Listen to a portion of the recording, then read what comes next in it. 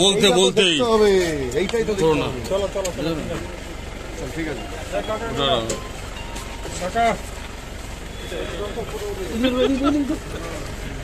আরেকজনকে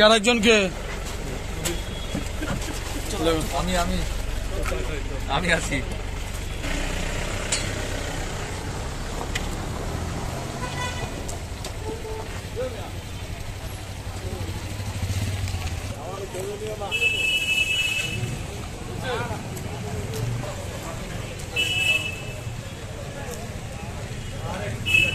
তৃণমূল নেতা বাপি রায় খুনের ঘটনায় গ্রেফতার এক শুটার।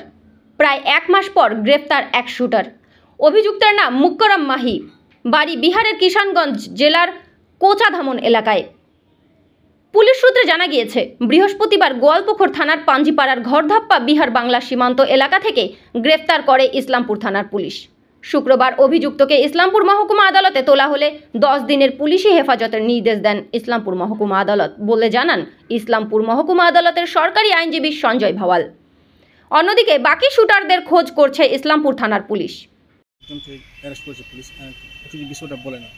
দেখুন, আজকে মুক্কা রাম রাহি নামে একজনকে ফরওয়ার্ড করা হয়েছে।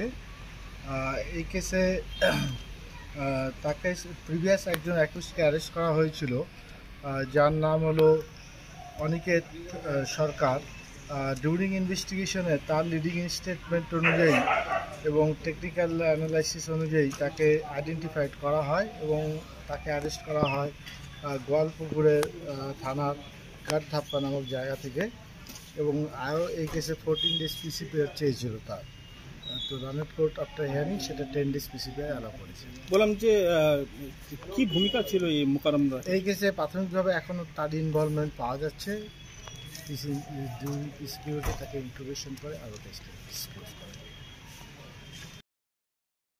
Bureau report, live news.